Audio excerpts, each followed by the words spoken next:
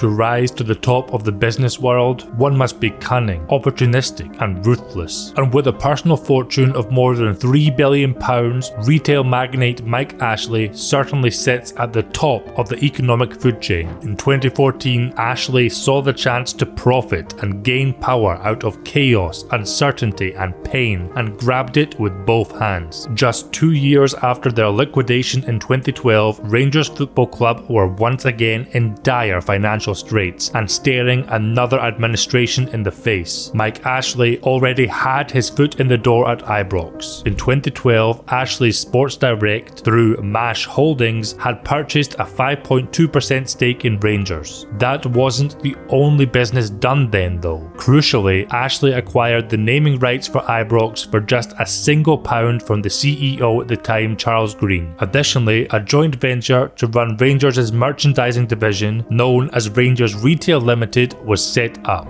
Rangers had given up on running their own retail operations in 2006, so needed a new partner after their deal with JJB Sports had expired. Rangers Retail was promoted as enabling Rangers to once again control its retail operation and to give supporters the chance to buy direct from the club. However, the highly secretive and hugely controversial deal was disgustingly skewed in the favour of Sports Direct. Ashley had come across a weak board in a weak position, and like all good businessmen, he took advantage. It is said that Mike Ashley described those agreements brokered with Charles Green as the most lucrative contracts of his entire career, and he was determined to protect them at all costs. In October 2014, Rangers were reportedly a matter of weeks away from being forced into administration. At the start of the month, Ashley increased his share in Rangers to 8.92%, making him the third largest shareholder at the club. An agreement struck with the SFA in 2012 prevented Ashley from holding more than a 9% share in Rangers due to his ownership of Newcastle United. This was in compliance with Disciplinary Rule 19, which stated, "No person who has any power whatsoever to influence the management or administration of a club may at the same time, either directly or indirectly, have any power whatsoever to influence the management or administration of another club." Essentially, Ashley was allowed to invest in Rangers but not have any say over its running.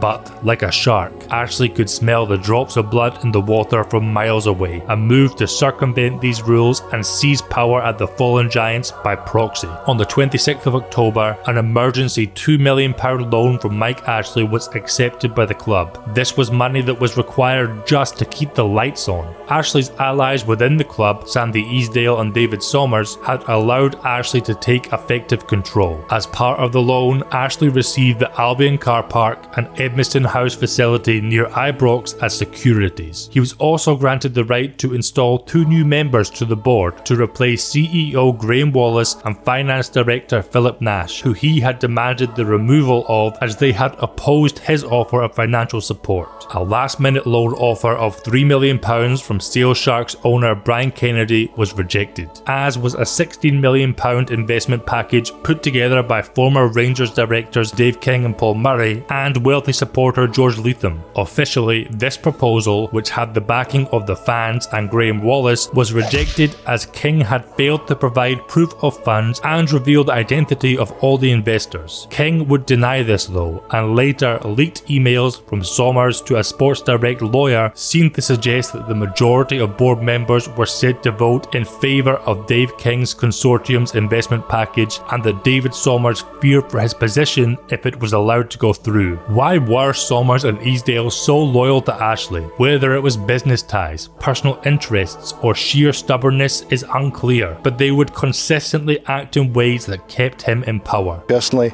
as far as I'm concerned, he wants to help the club. Former Newcastle United Managing Director Derek Lambias and Sports Direct Executive Barry Leach were appointed to the board. Lambias was made Chief Executive and Leach became the Finance Director. Alongside David Somers and the Easdales, the Rangers board was now full of Mike Ashley's men. Despite owning less than 10% of the club, Ashley was now essentially the man in charge. But he wanted more. Match attendances to Ibrox had fallen dramatically, even dipping below 20,000 at some points that season, and so income was much lower than expected. The unforeseen sea of empty blue seats forced Rangers to go back to Ashley with their hands out, and in November, Sports Sports Direct extended their loan by £1 million to £3 million.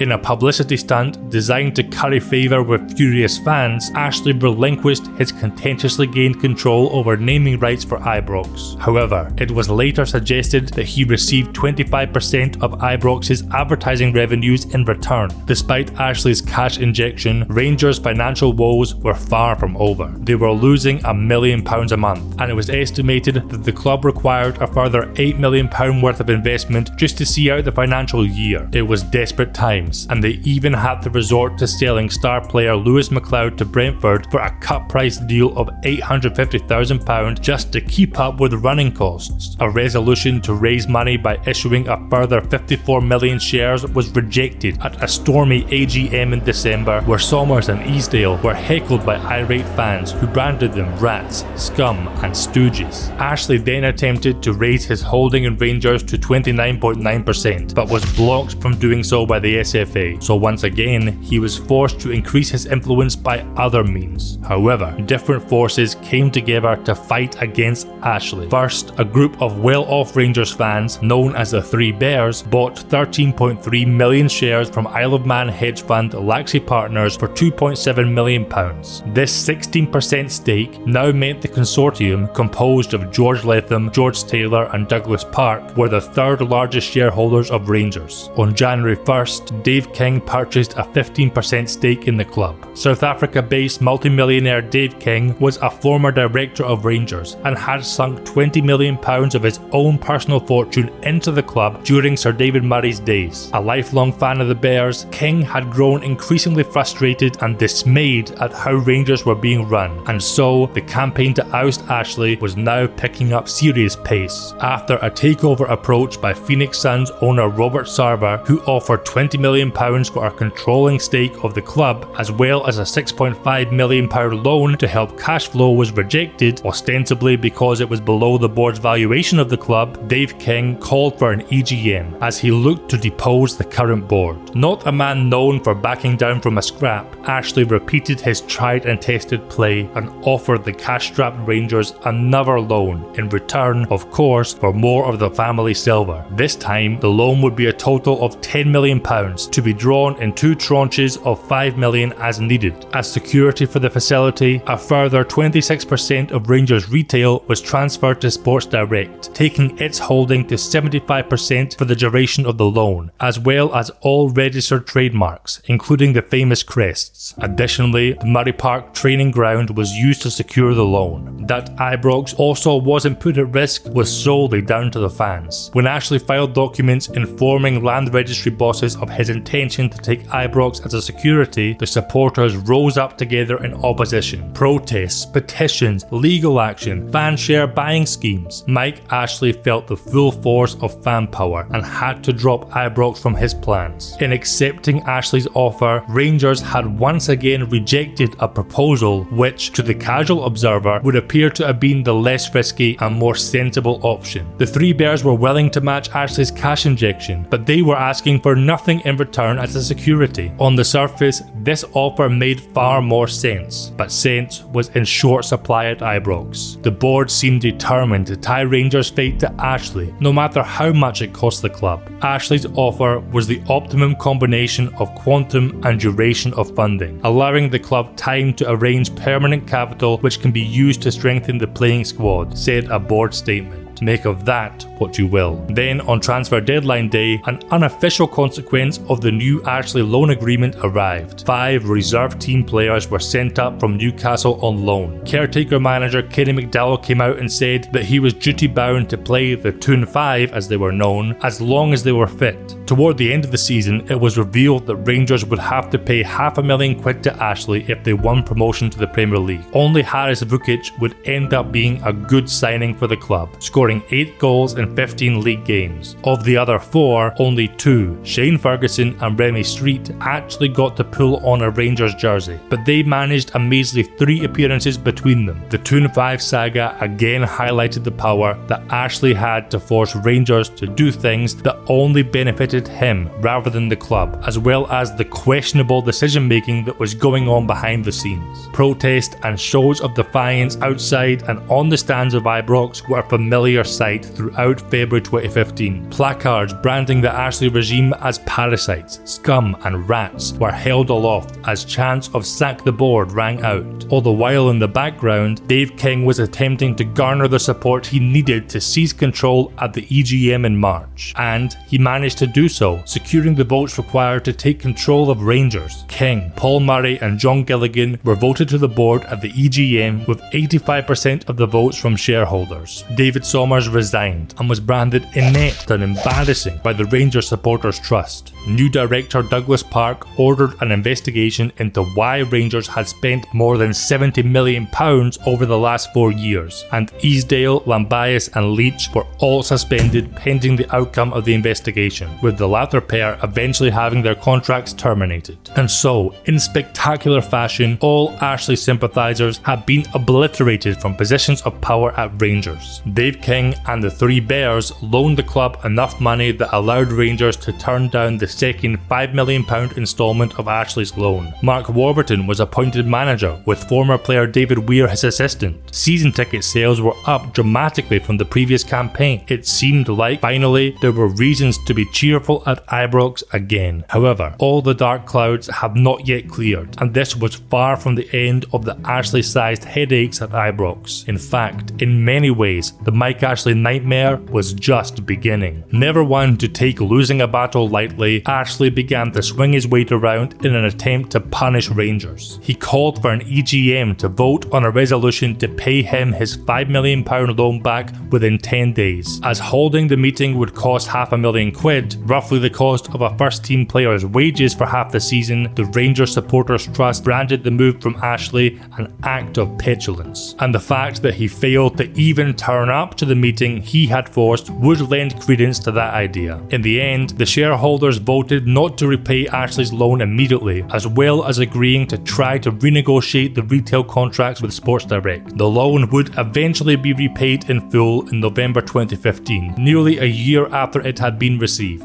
Rangers had intended to use Ashley's farcical meeting to reveal full details of the agreements between Rangers Retail and Sports Direct. However, Ashley decided to go to the High Courts and take out an injunction, blocking the board from talking about the contracts. What exactly about this deal was so egregious that Ashley was terrified of people finding out about it? Publicly available financial figures showed that to the year-end April 2013, turnover at Rangers Retail quadrupled to £4.8 million from just £1.2 million the year before. The profits made, however, did not reflect this huge increase and only doubled to £877,000. This is because all Rangers merch sold, we're talking replica kits, trackies, gifts, polo shirts, you name it, had to be bought from Sports Direct as agreed in those controversial Charles Green contracts. This amounted to £3.8 million that Rangers handed over to Sports Direct. The headline number here, which shocked everyone,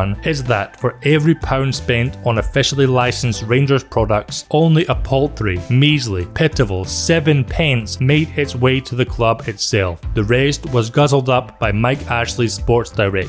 And the situation got even worse when looking at only the flagship Rangers megastore at Ibrox. An investigation into Rangers' accounts in 2016, after the gag order had been lifted, showed that in the 4 years it had been running, Rangers Retail paid the club dividends of £559,000. That is despite the Ibrox premises bringing in £13 million in revenue from fans during that period. This resulted in an even more desultory 40 pence for every tenner of supporters' hard-earned cash handed over at the Ibrox shop, finding its way into the club's coffers. During the same period, Sports Direct were paid 3 times the dividends Rangers were, as well as raking in hundreds of thousands for providing retailing services. On the surface, the fact that the Rangers Retail joint venture was so obviously more beneficial to Mike Ashley's company did not make much sense. Rangers owned 51% of Rangers Retail Limited, while Sports Direct had the other 49%. The reason that they were actually the controlling power of Rangers Retail Limited was down to the makeup of the shares. Sports Direct International were the only ones who held what were known as A shares in the merchandising operation. These first-class shares shares entitled the holder to 2 votes instead of 1 on financial matters, giving them the final say on any such issues. All of Rangers stocks were made up of lower quality second-class B shares. All of this was just the tip of the iceberg when it came to how Rangers retail was literally and physically set up to bleed Rangers dry and benefit Mike Ashley from the moment it had been set up. First of all, not a single penny was paid upfront by Sports Direct to secure the retail arrangement from Rangers. This was in stark contrast to the club's previous deal with JJB Sports, which saw Rangers receive an initial payment of £18 million and a guaranteed minimum annual royalty of £3 million. Additionally, the agreements obliged Rangers retail to purchase stock from Sports Direct at a higher cost than its retail value. Now, fans of Rangers are some of the most loyal and passionate in world football. Like any other fan base, they want to show their support for their team by wearing the jersey and waving scarves. However, at a time of crisis and chaos for Rangers, when it became clear that the cash they were spending was not, in fact, going to improve the situation at Ibrox, but instead into the pockets of Sports Direct and Mike Ashley, a man whose presence at their club the majority of them despised, there was an outcry. Since 2014, there had been a boycott of Sports Direct stores by many Rangers fans. They also refrained from buying the most up-to-date strips, with the reported 2/3 of supporters not purchasing a replica kit in the 14-15 season. One paper claims that before the boycott, the club was shifting around 500,000 shirts a year. During the fan campaign, that number plummeted to just 50,000. It wasn't only boycotts of Sports Direct and official Rangers merchandise. While some turned to donning vintage strips at games, others went further. A group of fans decided to produce their own shirts, pledging to give the majority of profits to the club and to charity, and called the company Lion Brand. Lion Brand clobber became a common sight on the stands of Ibrox. It became almost a taboo to wear an official, current replica shirt, something that no self-respecting fan would do. Protests aimed at Mike Ashley were a regular occurrence at Ibrox and outside Sports Direct shops. The supporters were in this fight for the long haul and were going to continue the boycotts until the deal had been renegotiated. Predictably though, the new board were struggling to enter into productive dialogue with Ashley and Sports Direct and repeatedly saw their efforts rebuffed. What's more, the retail giant called upon their significant resources and ready access to legal representation and used and abused the courts, bludgeoning Rangers with lawsuits in an attempt to bully them into submission. As Dave King said, Sports Direct continues to litigate with the club in an attempt to enforce its wishes and demands. This seems to be based on the simple logic that Sports Direct can outspend the club in legal fees and thereby deal with the club as it pleases. I assure supporters that the club will not be cowed by this threat. It remains my intention to ensure that Sports Direct is legally and financially held accountable. Responding to this public declaration of war, Ashley actually attempted to have Dave King thrown in jail. Sports Direct believed that an interview King gave with Sky Sports breached the terms of the gagging order and so started proceedings in court to have him locked up. They were unsuccessful, and in February 2016, the company dropped their injunction, which was described by the judge as a ridiculous piece of litigation. For the first time, a board of this club has stood up to the threats of Sports Direct and has achieved resounding success in court proceedings, including the substantial recovery of legal costs. We will continue to put Rangers first and ensure that we get redress and compensation for the poor commercial and business practices that the club has been forced to endure, exclaimed a triumphant Dave King. As soon as this happened, the board began the process of severing ties with Sports Direct and ripping up the retail contracts. This wasn't going to be easy though, as of course the original deal was set up in such a way that protected and favoured Sports Direct in the event of the partnership coming to an end. The kicker here was that Rangers would have to serve a 7-year notice period. King and the new board, however, were in no mood to conform to the terms of a deal which they felt had been unlawfully struck by Charles Green. Away from Rangers, Mike Ashley and Sports Direct were having a tough time. The company was rarely out of the papers and its reputation was taking an absolute hammering. Use of 0-hour contracts, low pension contributions, giving 15 minutes of warning to staff over layoffs, accusations of subjecting workers to sweatshop-like conditions, and operating like a modern-day Victorian workhouse. The negative press saw profits plummet and share prices slump. Ashley was forced to admit to paying workers less than minimum minimum wage after an intense grilling by MPs. His position on the board of his own company was even under threat.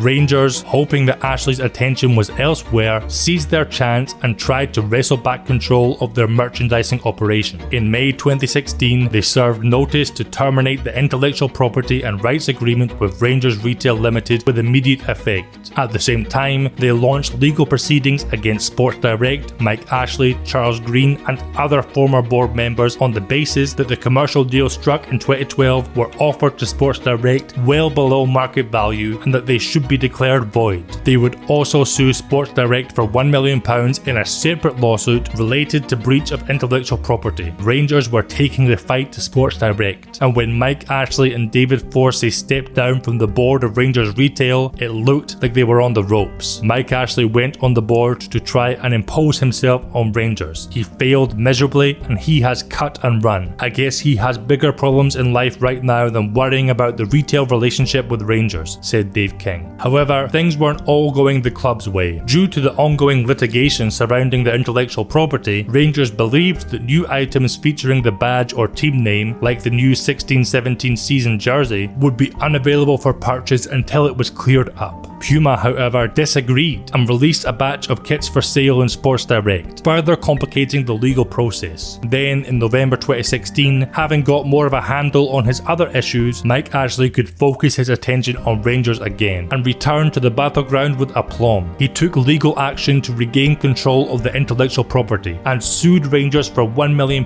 himself. The lawsuit accused Rangers of making incorrect and spurious claims about contract breaches and claimed that the club themselves were in breach of contract for refusing to withdraw the wrongful purported termination notice and trying to prevent Puma from producing that season's merchandise. Additionally, the finger was pointed at Dave King for allegedly being the one to encourage fans to continue the lengthy boycott, which had resulted in significant losses and damages for Sports Direct. Clearly, this was not going to get sorted out anytime soon. Indeed, the litigations rumbled on for a further 7 months, draining financial resources and manpower on both sides until in June 2017 it all abruptly came to an end. Clearly tired of not only the loss of revenue but also the reputational damage being done to their business, Sports Direct caved. The deal with Rangers Retail was finally renegotiated. Now the club itself would receive the majority of profits from the Ibrox Megastore and the web store, as well as an equal share of all sales of Rangers products at Sports Direct stores. The JRs also had the legal right to renegotiate or terminate the deal after 12 months, taking them conveniently up to the end of their current kit deal with Puma. I've said on a number of occasions I would look forward to the day when I could stand up to the Rangers supporters and say, now we have arrangements in place. Now go buy your kit. Finally, today I am in a position to say that, declared a delighted Dave King. The grit and determination of the new Rangers board, in particular Mr. King, who had been facing the prospect of spending Christmas in a jail cell in standing up to the bullying aggression of Sports Direct, is what won them this most significant of victories. Save in the knowledge that they would be helping their club again, the cash registers at the Ibrox Megastore were once more overflowing with supporters' cash. And the good news kept on coming. Just a couple of days later, Mike Ashley sold his 9% stake in Rangers, with half of it going to the fan group Club 1872. Although it would be far from plain sailing on the pitch or in the boardroom for the following 12 months, at least the costly headache of fighting Sports Direct in the courts and the damaging boycotts were over, right? Well, not so much. In May 2018, Rangers announced that Danish brand Hummel would take over from Puma as the official manufacturer of their kit for 3 years. With a new era, Rangers wanted a fresh start on the retail front and tried to ditch Sports Direct by negotiating a new deal with another company, said to be JD Sports. Ashley's company naturally were not going to go quietly. In the contract renegotiated by Dave King, Sports Direct had been given the right to match any offer. So once again, Rangers were taken to court, somewhat pointlessly this time, as it was all down in black and white, and an out-of-court settlement was eventually made. So now the Hummel strip would be sold by Sports Direct. This was not a situation that pleased the Rangers board though, and in August they removed all traces of Sports Direct branding from Ibrox before deciding to enter into a new merchandising contract with the Elite Sports Group. Once again, Ashley's company argued that this was a breach of contract and Sports Direct were denied their legal right to match the offer, and once again Rangers found themselves in the courts. On the club side, they argued that Sports Direct had not properly fulfilled their end of the bargain. In terms of profits from Sports Direct's sale of Rangers kit under the prior agreement, the club has still not, despite repeated requests, received a proper accounting for the retail activities or payments due under it.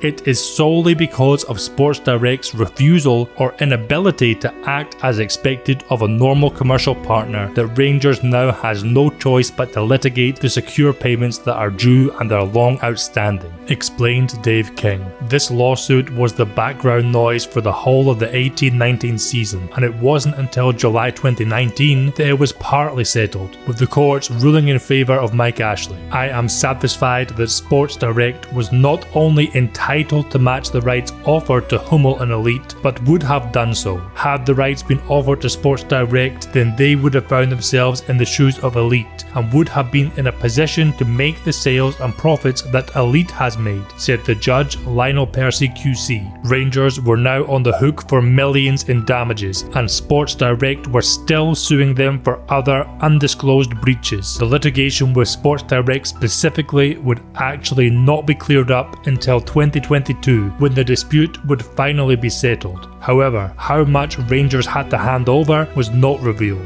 In 2019, Judge Percy also banned Rangers from wearing any Hummel-produced gear for the 2020-21 campaign. This meant that the deal with the Danish sportswear brand would have to come to an end a year early. In March 2020, Rangers inked a new £25 million kit deal with the Andy Murray-backed luxury sportswear brand Castor. The 2019 Sports Direct ruling had led directly to Rangers having to sign the deal with Castor, and in 2022, the now financially troubled Elite Sports Group sued Rangers for £9.5 million for a breach of contract. In 2024, just before the 8-day case was due to be heard at the Court of Session in Edinburgh, Rangers and Elite settled for an undisclosed sum. So, finally, after over a decade of incessant, damaging and financially draining legal wrangles, Rangers' Mike Ashley nightmare was put to bed once and for all. The seemingly endless Mike Ashley horror show that Rangers found themselves in just goes to show the legal ramifications of poorly thought out contracts, as well as the pain that an incompetent and self-preserving board can bring to a football club. But it also highlighted that fans still have power in football. By braving all weathers, repeatedly turning out in numbers, voting with their feet, and organising themselves, the Rangers supporters proved themselves to be a formidable force to be reckoned with. So if you made it all the way to the end of the video, you're a legend, and I hope you enjoyed it. I want to say a big thanks to everyone who likes, dislikes, comments, subscribes, or watches or interacts with my content in any way at all. It means a lot that anybody even watches the videos I produce, and I really appreciate it. If you would like to support the channel and enable me to continue making videos for a long time to come, while also getting exclusive weekly content in return, then I've set up a Patreon. For just $5 a month, you'll get more casual, unedited videos at least once a week. They'll be about the channel and content creation in general, extra information about the latest video topics, or my thoughts on recent football news stories. I'll also show the names of my patrons at the end of every video as a way to say thanks.